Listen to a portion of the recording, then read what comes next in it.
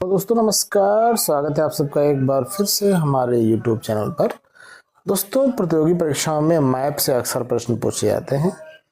आइए देखते हैं मैप से कहां पर से क्वेश्चन इंपॉर्टेंट होते हैं। तो इस वीडियो में हमारे साथ बने जरूर रहिएगा। हम देखते हैं यहाँ पर, जैसा कि आप सब जानते हैं, ये पार्ट हमारा एशिया का है, राइट। ये पार्ट यूरोप का है, ये अफ्रीका है, ये साउथ अमेरिका है, नॉर्थ अमेरिका है, ये ऑस्ट्रेलिया है, ठीक है। अब हम यहाँ पर से एक छोटे से इम्पॉर्टेंट पार्ट में चलते हैं, यूरोप का पार्ट।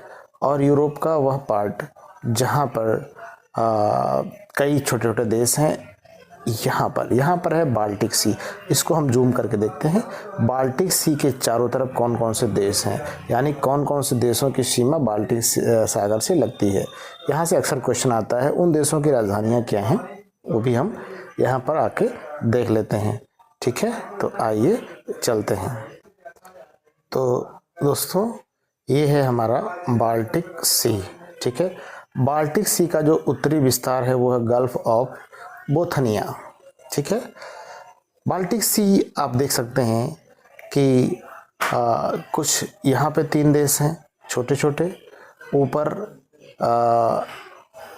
स्कैंडिनेविया के देश हैं, जैसे कि स्वीडन की राजधानी स्टॉकहोम, ये जस्ट बाल्टिक सी के तट पर स्थित है। और फिनलैंड की राजधानी हेलसिंकी, ये भी बाल्टिक सी के तट पर स्थित है, ठीक है। आगे हम देखते हैं इस्टोनिया, ठीक है। ये देखिए, इस्टोनिया एक देश है हरे रंग का, इसकी राजधानी है टैलिन। उसके बाद लाटविया एक देश है पिंक कलर में, और इसकी राजधानी है रीगा। फिर एक देश है लिथुआनिया, इसकी राजधानी है वेलनिस। तो ये नॉर्थ से साउथ में इस्टोनिया, लाटविया, लिथुआनिया। और यहाँ पे आ गया जर्मनी, ये येलो कलर है जर्मनी का,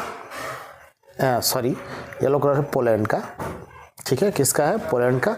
पोलैंड की राजधानी वर्सा, और ये पोलैंड की ये सीमा भी मिलती है बाल्टिक सागर से। और ये आपका है जर्मनी की राजधानी आप जानते ही हैं, जर्मनी की राजधानी बर्लिन। और बर्लिन जर्मनी का ये वाला तट जो है बाल्टिक सागर से मिलता है। फिर आप आइए डेनमार्क, जो कभी दुग्ध उत्पादन में प्रथम स्थान रखता था, अब तो भारत है। इसकी राजधानी कोपेनहेगन, बिल्कुल तट पे है। तो तट पे कौन कौन सी राजधानी है? डेनमार्क की राजधानी कोपेनहेगन, स्वीडन की राजधानी स्टॉकहोम, फिनलैंड की राजधानी हेलसिंकी। फिर आप देख सकते हैं इधर लाटविया की राजधानी रीगा, ये भी तट पे है। और ये ऊपर जो इसका विस्तार है, यानी गल्फ ऑफ बोथनिया, वो 2 देशों से घिरा हुआ है। पहला है स्वीडन और दूसरा है फिनलैंड। पहला स्वीडन है, दूसरा फिनलैंड है। तो यहाँ पर हम देख सकते हैं कि बाल्टिक सागर को कितने देशों ने घेर रखा है।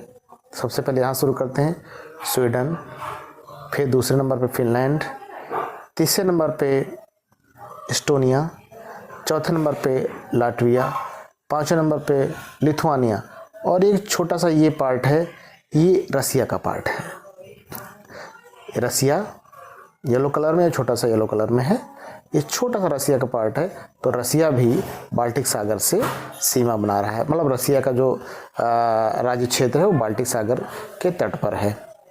फिर उसके बाद पोलैंड, यानी 5 हो गए थे, छठा रसिया हो गया, 7वां पोलैंड, 8वां जर्मनी और 9वां डेनमार्क।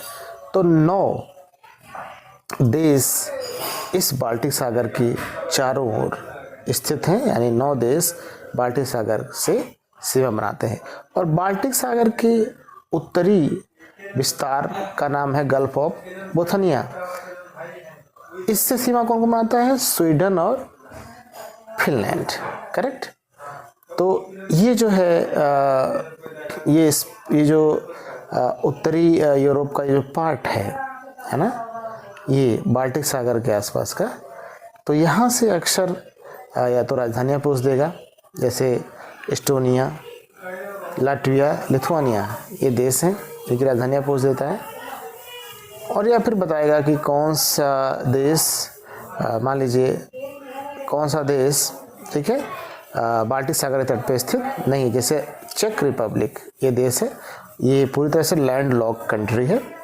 और मान लीजिए विकल्प में 3 दिए हों, स्वीडन, फिनलैंड, जर्मनी और चेक रिपब्लिक, तो आपका आंसर क्या होगा, चेक रिपब्लिक। इसलिए यहाँ की जो ज्योग्राफी है वो आपको अच्छी तरीके से समझनी होगी, है ना। ये मैप पूरी तरह से आपको